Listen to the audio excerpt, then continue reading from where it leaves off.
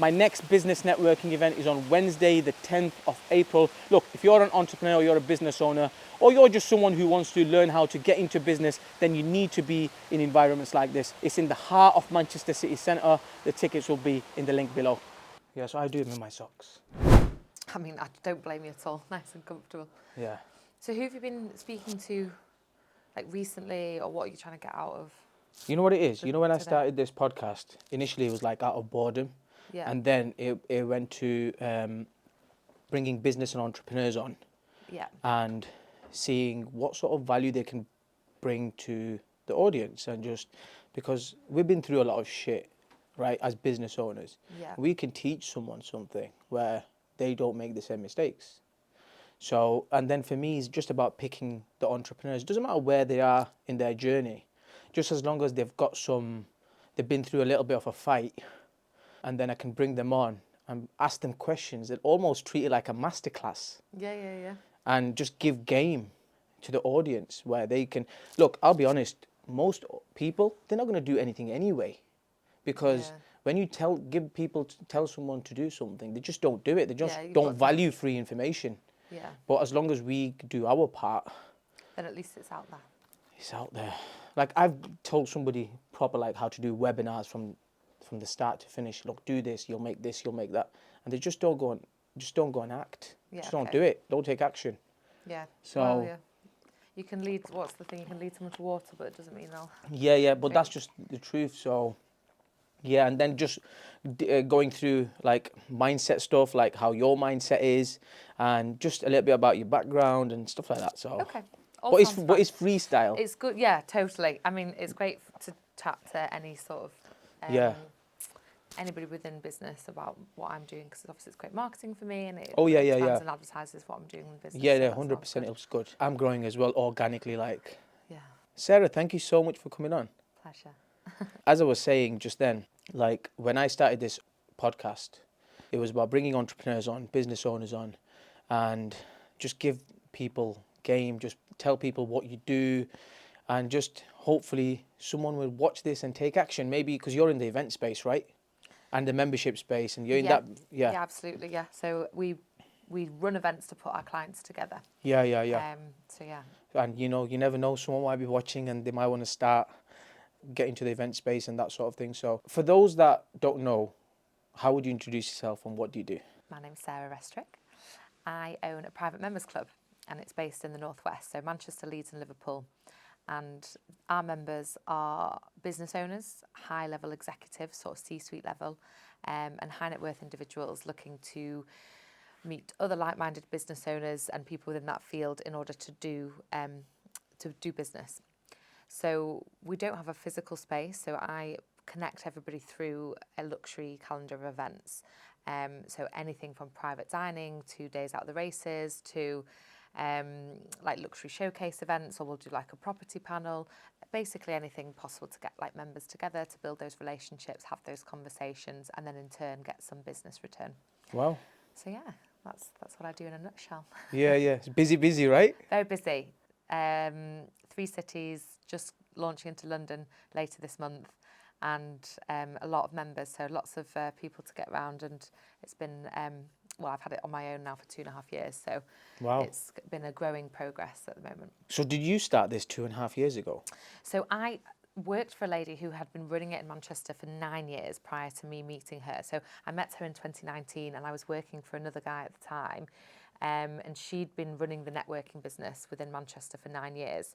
And I'd just kind of come into the world of like corporate selling, B2B, having had my previous career all in retail, so B2C, and very much different when you're selling luxury products and goods to selling like a business service or procuring sponsorship or table sales as I was then.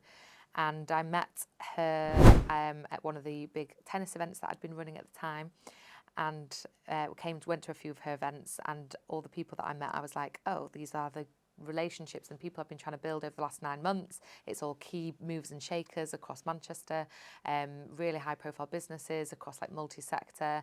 So I went to my boss at the time and I said, we should get this business, because she was looking to sell.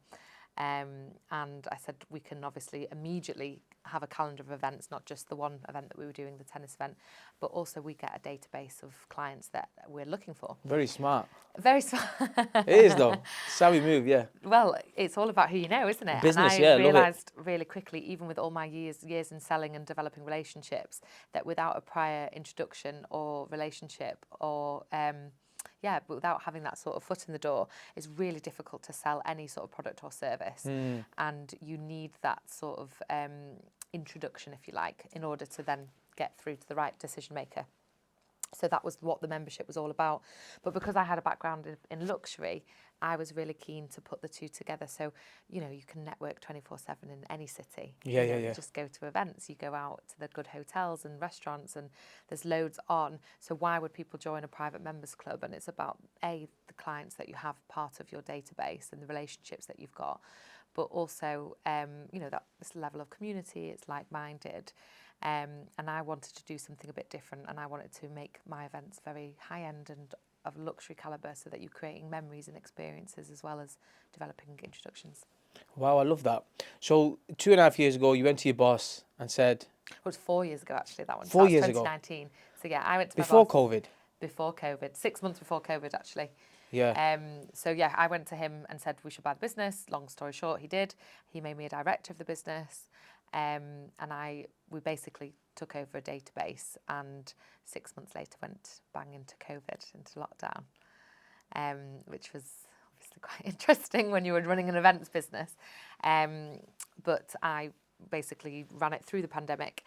Did you run it through the pandemic? Well, with the premise that what underpinned the whole model was the introductions, and you could do that regardless of face-to-face events.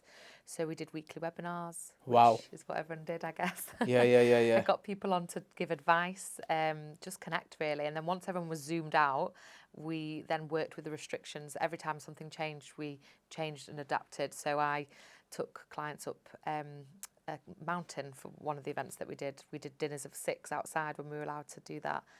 But basically meant that the business kept moving over those 2 years. So once I came out the other side, I then put together a plan and a forecast for where I wanted the business to go and where else we could scale it. My boss at the time wasn't interested in doing it with me. He had a lot of other businesses and kind of was happy for it to tick over, but not for something that he wanted to invest more money into. Yeah. And again, long story short, he agreed for me to take over the business on my own, which was 2.5 years ago. And then since then, it's all been under me. So do you think that, you know, the COVID, even though whatever it was, do you think that that helped you a little bit in terms of getting more clarity, in terms of like thinking how I can strategically move this business forward? Because you said you went on webinars and started going virtual. Like on its own, that's a good move straight away. I think, it's a great question. And actually, it shows you the resilience of the business. So I think if it hadn't been for COVID, I wouldn't have seen the strength of the business and where it could go. And I think any business during that time, you know, it's almost if you were already having issues and the business was not surviving regardless of what was going on in the pandemic, those were all heightened, weren't they, during that time? Whereas if you had something that had legs and you adapted and pivoted your offering, most of the businesses that did that came through the other side. Yeah. So it was a good lesson. Yeah. So as you come out, he said, look, I'm not interested. I've got too much going on. You crack on with it then. Was that daunting to you at that point? You thought, no, I've got this. I think because I'd been running it as a director for the previous 2 years, Yeah. a lot of the difficulties I was facing was having, because he still had ownership of the business, a lot of the things that I wanted to do, I couldn't. So there wasn't a lot of flexibility, and obviously he still had ownership. So if anything, it was daunting because then the onus is completely on you. The finances are completely on you. You know, I was going out and it was my first business that I'd done on my own. So that was daunting, but it was more worth the stress having it be mine. Yeah. Rather than having all of that stress and doing it for someone else. Yeah. So as you come out of the COVID period, by the way, where did you start thinking about, I want to do high-end luxury events? And is it because of your background? I think so. I think I was really lucky at the retailer that I worked at, because a lot of the clients we were working with were like Cheshire. A lot of the events that we did was very high-end. We were working with some incredible brands and designers. So the world that I'd lived in and worked with since coming into Manchester was all that kind of level and calibre. So I knew that's the space I wanted to sit in. But way before that, I'd done fashion design at university. So I always knew that the luxury world was where I wanted to kind of work in. And with that obviously comes, you know, it's the fashion side, it's the art side, it's the culture, it's the whole lifestyle really. So I knew that that's where I wanted to be in. So I think when I came into a more corporate world, I still wanted the element of luxury and finesse to be part of what I was doing, which is why I thought, if I'm going to be running events for networking purposes and bringing businesses together, then let's make them as high a calibre possible and as luxury as we can. And then in turn, it meant that I started working with the likes of Lamborghini and Bentley and Harvey Nichols and other sort of luxury retailer brands alongside the corporate sort of sectors. Yeah, because you're dealing with C-suite people, and then They're going to be in. clients. Yeah. That's really good, that, because I'm a big fan of high-end stuff in every area. So I think that's a really good move. See if somebody wants to start off right now, but I want to go into events. Yeah. Where would you say even start? Start with the venue. Yeah. And then it's all about the audience, isn't it? So what's the purpose of the event? Yeah. Where do you want it? And who do you want there? And then how's it being financed? What elements do you want of the event? These are all the things that obviously come into play. But I think the relationships first and foremost start with the venues, because obviously they're the ones that you're working with to make those events happen. And the more help that they can give you, the more smooth the process is within the events side of things and the detail of it and the service that you're giving. So that's why I only work with 5-star venues, luxury venues, like high-end venues who I know they're going to give the level of service in terms of experience and quality that I want my clients to get. Yeah. So have you ever thought about doing it here in this place? We have done a few here, yes. Yeah. Have you? Yeah. Dakota's one of the first venues I started working with when I first started working with the business, and I'd known them previously at my other retail jobs. So yeah, it's a brilliant venue to work with. Not so long ago, you had another event on, right? Was it in, where did you have your last event? Last week we had one at Grantley Hall. So again, a great example of a very, very high-end venue. We did a shopping event, so we brought 100 clients together and brought the likes of Joe Malone and Boodles together to create a shopping experience for the clients at Grantley Hall. Some clients stayed over, some drove in. We worked with Lamborghini and they drove their clients in and they stayed over and did a bit of a drive package. So those are the kind of brands that I work with on sort of a luxury scale. Yeah. But obviously, even within an event like that, we're making introductions across the day, and we've invited clients and put them together on tables so that they will strategically meet people that they will benefit their business, and they'll build relationships over that time. So yes, the image and the look of it is luxury and about experience and creating memories, but underpinning it is you're meeting people that are You're doing a lot more, isn't it? Because two people could meet and they could do millions and millions in deals and businesses. It really is about who you know. So if you can have somebody fast track that for you, where everybody within business is time poor, you know, so if you've got somebody else sitting behind your business, strategizing who to meet, where to meet, and how you can pull those together, it's valuable. And that's why people pay into the membership and why they work with me. No, love that. On average, how many, you've got Manchester, you've got Leeds, did you say? Leeds, yep. You've got, what Liverpool. else? Liverpool. And London. And London coming. Or yeah. By the time this comes out, you're going to be already open in London. Yeah. And you're on your own? I've got... Or have you got a team? Internally, not yet, but I work with, because obviously the membership model, we work with other business owners who help support the events model. So one of our members who has a marketing company does all our videography and photography. I've got somebody who's just started running like a social media agency who's going to manage all of that side for us. In terms of the events, we've again the venues. Without the venues, this couldn't happen. Yeah. So we have incredible relationships with various venues who help us run all the events. But the next stage for me, and I've got 2 people who have been hired for that, who are going to start in the new year, and that's for people who can then work in a sales capacity and help manage the business and membership relationship. Yeah, because if you actually think about it, you're still fairly new, aren't you? Yeah, it's still early days, I would say. Interesting. So as a business model, the membership, the high-end business model, see when you've got somebody that joins your membership, they come in, yes, they meet like-minded people. So do you guys have like in the actual business model some sort of an upsell to something or some sort of a downsell? Let's just say if they want something more from you, like, is this all you've got, Sarah? Like, I want more. Yeah. Do you know what I mean? I understand what you're saying. I guess, like you say, in the first instance, it's about connections and events, but there are other ways to take that relationship further. So we tier the membership anyway. So we have like an individual membership, business and corporate. And essentially, it's about using our links and our network to create events for our clients. So whether we have a client that comes with a budget and says we want to create this event, we'll work with other event services within our membership to obviously create big scale events, Yeah. like charity fundraising or private parties and things like that. We have a corporate concierge element where we can help procure investment, where we can link people on like to broker high value business deals. And really you can take it as far as you want or as far as your marketing budget will take you. But I think it's in an initial thing as a starting point. You've got individuals who want to join a membership because of the network of people that we can provide and they have access to events. Whereas some businesses take that step further because they want more representatives, they want to sponsor events, they want us to create events for them, and then it'll tier up from there. And then I guess underpinning all of that is luxury concierge because of the clients and contacts that we've got within the luxury and What does that hospitality mean? world. Just for those that don't know. So luxury concierge, I guess, is any request that comes through that's to do with lifestyle. So that might be getting a table on a Saturday night. It might be introducing them to one of our retail partners so that they can go shopping. It might be to help with travel. It's basically any sort of request that comes So through. do you offer that as well? We do, yeah, as part of the membership Wow. services, yeah. So that's good. Yeah, it's a way, I think, you know, if you're talking about developing relationships, and this was very much the case when I was in retail, a lot of those relationships start with those requests and that builds trust and then it shows that you have something of value that then you can deliver on for those clients. And yeah, way back when, it does just start with clients asking you to get a table for them on a Saturday night at a club or a restaurant.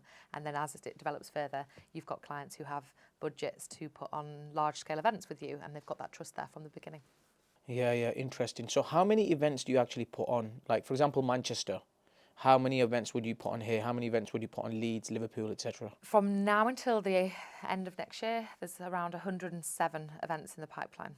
So how does that work on an average month or week for you? So we do one monthly members event in every city. So Manchester, Leeds and Liverpool. So that's like a 50 clients. We'll do like a showcase event that might be with a car dealership, or it might be with a jeweller's, or it might be a more corporate feel, so that we'll have like a property panel.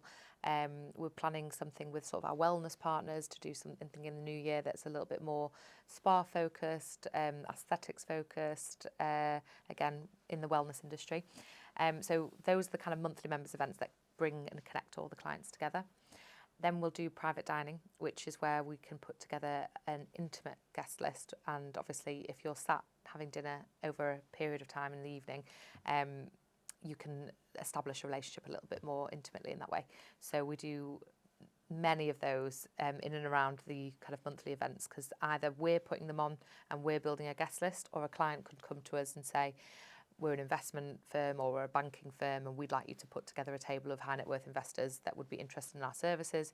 We would develop that guest list with them and Wow. put that on as part of a service. So would you go in partnership with them or just charge them a fee to They do would it? sponsor it. So yes, so they would be charged a fee which would cover the food and the drink and us managing the guest list and bringing it all together. If any sales happen, would you get something from that as an affiliate or not? Every partnership's different. Different, yeah, yeah. Yeah. It's actually, for me, as an events model, it's more valuable to get sponsorship later on down the line rather than chase and claim a commission, which is hard to track. Yeah. So, and also you're working with clients for a long-term period. So if you can track over 12 months how much you have done with them and how much business has happened through their membership, and then from there look at where they can give back, whether it be sponsorship events or whatever, is a cleaner way of doing it rather than taking a commission on all sales. Do you love what you do? Yeah, I do, yeah. Do you? Yeah.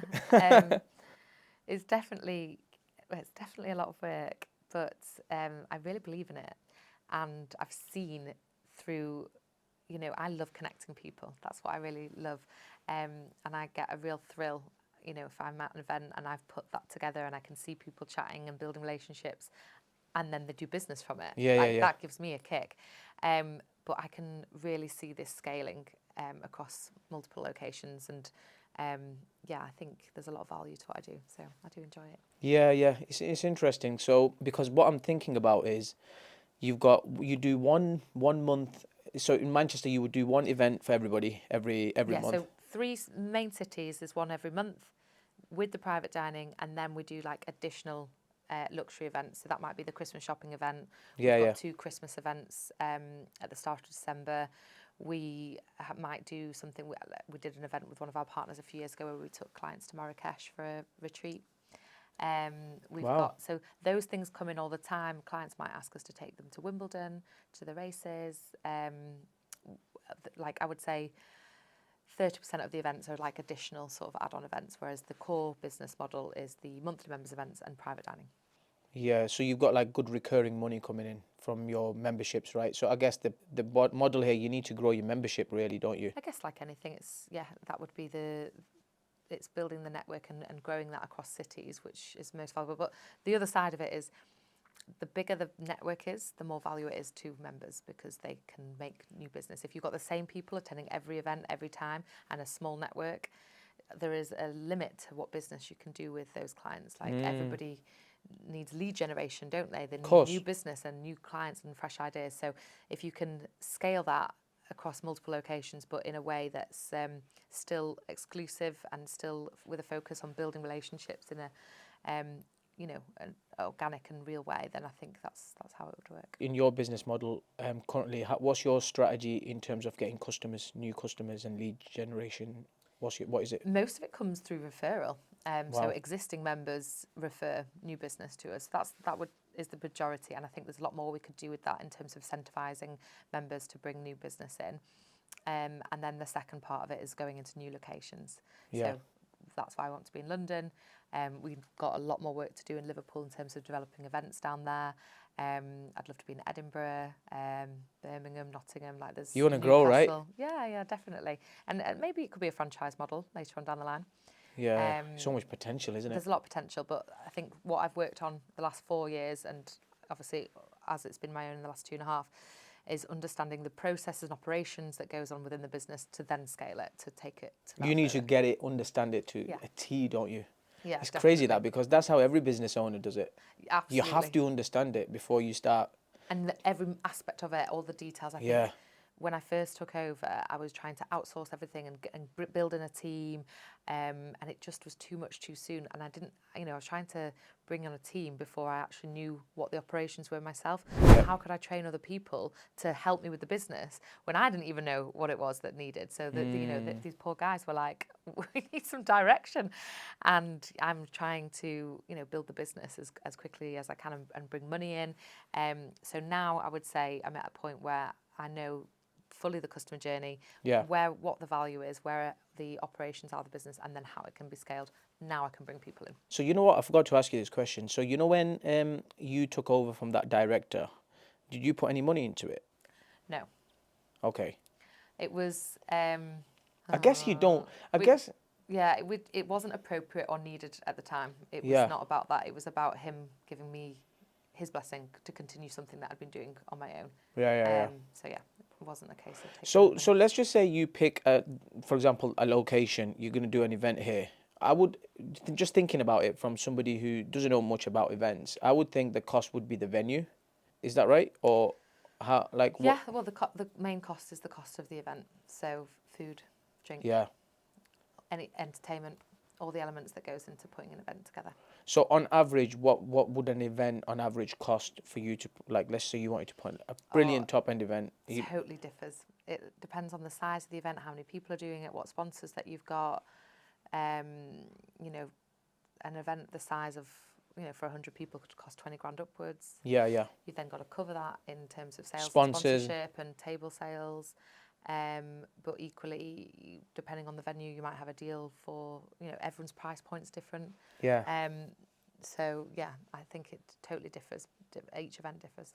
But you're looking at 10 upwards, right? Well, again, it depends how many people you've got attending. So that was for 100 people, so that was 20,000 upwards. So this is what I mean. Like, I see so many events, just people put them on for free, right? Religiously, like every week, every month. like I would assume that they just pay for the venue and that's it, right? It's hard to say because I think every relationship's different, and in terms of like the setup for an event, in terms like the detail, you might look at an event and think, oh, that doesn't look like it costs much, but they might have gifts in there, they might be using a certain type of champagne, there might be like, you don't know, like each event could be completely different because it all depends on, there's so many variables that go into it. So I think for me, if anybody who's looking to put on an event, that's why you need to understand what your budget is for it, how much money you're going to be able to get in to cover things like, are you going to ticket the event? Are you going to pull in a sponsorship? Are you going to negotiate to get some free elements for it to help host it? There's so many variables when running events. Yeah. So, social media, Yeah. has that helped your business, or do you think you don't do enough of it? I could certainly do more. I think we have so much content. So most of the events are filmed and photographed. So there's like a whole Bible of content that hasn't really gone out yet. So definitely could do a lot more. And I think, social media is like your window to your business, isn't it? So It's king now, isn't it, social media? yeah, I think it's important, especially if you've got a business that's very visual, or a business like mine, which is service led. So you haven't got a tangible product. So having social media to show the level of events and all the things that go into it, that shows how the business works. Yeah. So your journey in business seems like started in 2019 then? Yeah, I would say So so. what were you doing before then? I was working in retail. So I was managing a store in Manchester and before that in Leeds. So yeah, managing a team of 35 in a fairly high profile retailer. So what do you mean retail? Like something like Selfridges? Something similar to that, yeah. So you was like the manager The or? store manager, yeah. Wow. Yeah.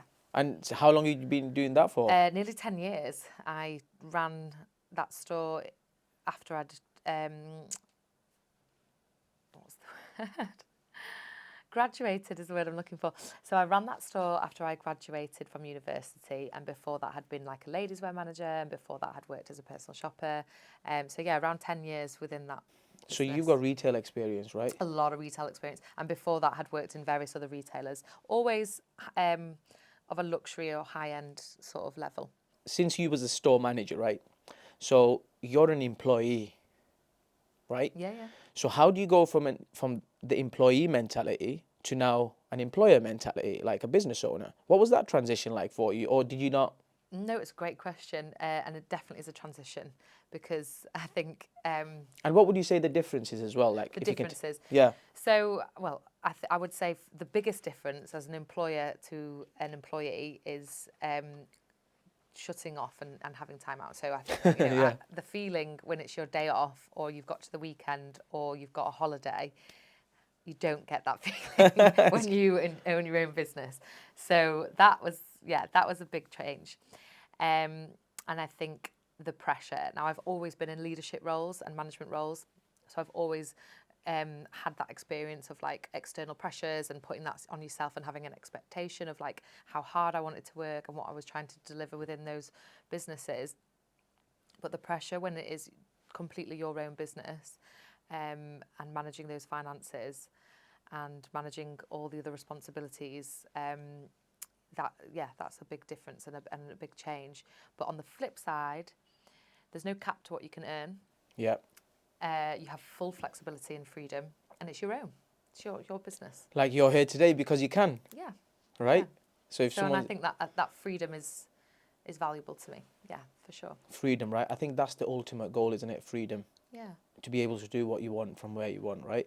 I think if you've got the drive to, and you've got an idea that is going to help or make a change or a difference, and you've got the resilience to keep going. Because I would say, there's no time that you think. There are still periods of time where I'm like, what the hell am I doing? Right. Like you don't ever feel fully settled. Yeah. I would say, and I think I'm still at the beginning of this business journey, but I've spoken to many different business owners within my membership, and I don't think that ever gets easier, because you're always looking to the next thing, and there's always something within the business that you've got to be worried about. So I don't think you ever rest on your laurels necessarily. Yeah. No, 100%. What's your real passions then? What do you do as you like time off or when you want to wind down? What do you actually do? Well, surprisingly, since I do so much with events and, you know, I'm pretty much out Monday to Friday every week, when I'm at home, I really just like to relax with the dogs, do walks, countrysides. I'd moved actually in April to the countryside from the city centre for that reason, to get a bit more of a chill. Was that a good move? It was a great move. It's really relaxing in comparison to where I was before. But yeah, I think the connection side of the business is what I love the most, because I love building relationships with people. I've got loads of friends. I've been brought up in a really big family. My whole life has been about like building connections and relationships and socialising, and that, I really enjoy that. So I would say, in my downtime and my personal time, I'm still doing that. It's just obviously of a different level. And I'm conscious as well as any business owner to make sure that you have that downtime and that you're looking after yourself and exercising, eating well, all that side of stuff. Because especially with my job, there's a lot of eating, drinking, going out, a lot of talking. True. It's not Monday to Friday, 9 till 5. You know, we're doing events in the evening. Then we might have an early event the next day. It's a lot of hours. And then there's also an expectation to attend clients' events, and you know, there's always something going on. Basically, you could be out every night in this world. Yeah, no, that's so true. What's your relationship like with health and gym and that sort of thing? Is it good or? I think it comes in waves, like everybody. Yeah. I like to be able to go out and exercise, and I'm going actually later to. There's a class in Manchester that I love, Barry's. Classes are good, right? Because they the just get classes are you, good. especially Barry's with the music and I everything. mean, Yeah. it's hardcore, but that's how I like to exercise. So, and then walking, running when it's not Manchester cold, rainy weather. Yeah. Is the idea. So what's next for you then? For the next like 5 years, 10 years, are you just gonna focus on your events? Are you gonna what you doing then? So just this? Is this for you now? I Is this would you love now to till? develop this business into a franchise model. I am looking for investment and looking at who I can work with to scale the business. I want to be overseas as well, because I think this would work I was really gonna well ask in you that. Dubai. I think it would work well in Australia, in America. I think this model is very scalable. So yeah, for me right now, it was getting the operations and processes in place, getting the right team in place that can help look after the Northwest. I've got a great business partner down in London who's going to help me down there. So yeah, to take this to speed and scale it further afield, then the tech needs to sit behind it. So it needs an app, and it needs a way to put that directory of clients together. That's not just me manually introducing people. So it needs some money behind it. So that'll probably be the next thing. So have you thought about apps and stuff like that? Or? Yeah, definitely. I think there's a model that can sit behind it to run all the membership services. And what have you been looking at? What apps? I mean, I've been looking at various different hospitality ones, data collection, anything to do with membership services. But there's quite a unique. We have quite a unique model in terms of the amount of reach to various different industries that could be used within the app. So I think it'd be something bespoke. Yeah, you know what's really good? Mighty. What's it called? Mighty. Mighty. Okay, Yeah, and there's another one called School. SKOOL. Is this for developing apps or? It's really good for bringing people together, for networking. It just saves you spending. You know, you can spend 50, 60K putting an app together, but these companies now, what they've done is they've basically built this, and they'll give you the platform, and everyone can network in there. You can put on whatever you want. It's just great. I'll show you in a minute. Yeah, fine. Okay, that sounds good. And you pay something like £100 a month. Yeah. And you can bring everyone together. Yeah, I'll have a look. That sounds good. Yeah. It's really good. Yeah.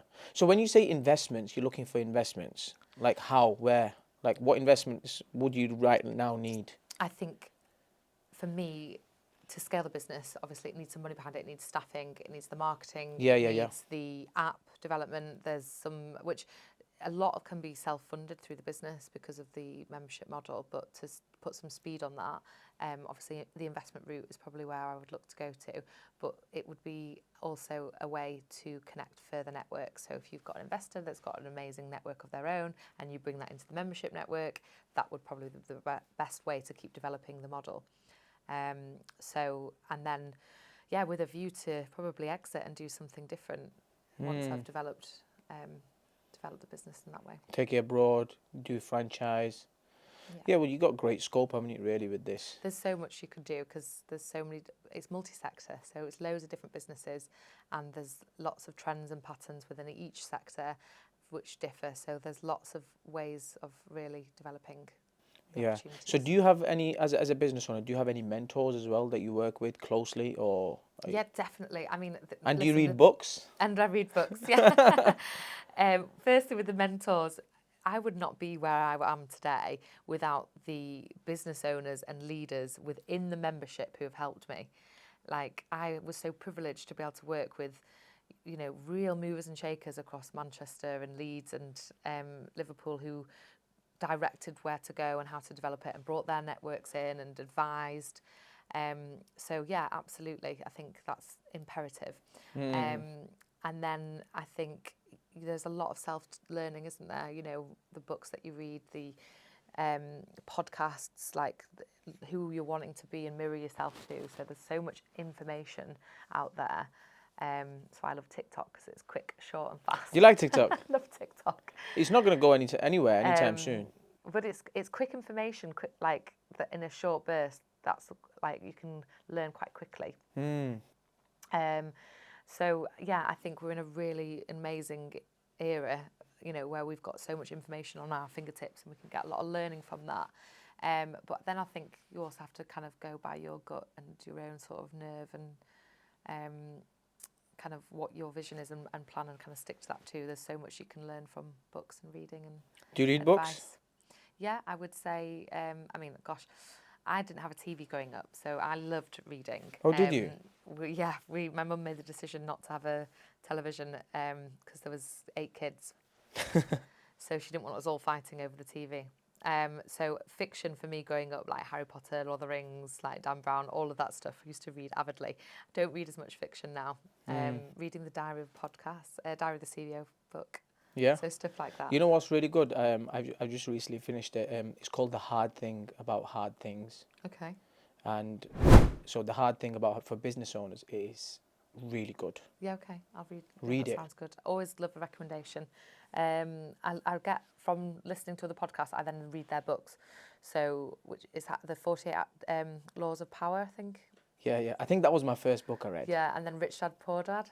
Yeah, I've read that as well. Yeah. So Yeah. anything, any recommendation is good. Yeah, that's good.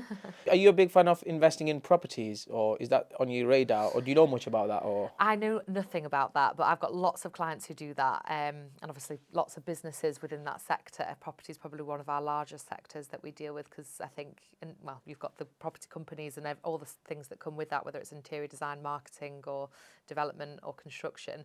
But then there's a lot of clients who are doing it alongside their existing businesses as well. So it comes into a lot. For me, all my time, finance and effort has been invested into this business. yeah, Later on, I'm sure I would love to start doing stuff with property. yeah. But I also like the idea of buying and selling other businesses as well and kind of developing those. Oh, do you? Yeah. I think that's what rich people do. If you think about, look at it, like they invest in property and they invest in businesses Yeah. that produce good money. I think, well, and if you can be in a position to help others succeed, then I'd find that quite a valuable position to be in. But also, you're helping in the economy, you're helping things turn around, you're investing into others. So I think it's a good way of keeping. So are you married? Have you got kids? Are you in a relationship? No, I'm in a relationship, but I'm not married. No kids just yet.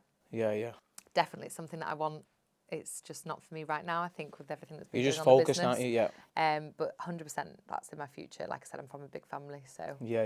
that's where I want to be. Brilliant. Well, listen, thank you so much for coming on. Where do people, if they want to join your members club, if they want to reach out to you, how do they reach out to you? Tell them. Really easy. We've got a website, www.theclubbysarahrestrick.com. Yep. You can find me on LinkedIn or Instagram. There's currently only one Sarah Restrick on any of those social media channels, so it's fairly easy to find me. Yeah. So what we'll do is we'll put all your all your links to everything in the description below. Cool. We'll do all that. And yeah, look, keep doing you. Keep bringing people together. Thank you. Because I think that's great. I think it's not many people that are doing luxury high-end events, because you're not only putting events on, you're also giving people experiences. Yeah. That's totally And at what the it is. same time, it's like they're doing business, so you're a connector. So just keep doing good work, and I wish you all the best. And thank you for coming today. Thank you for your time. It's been lovely.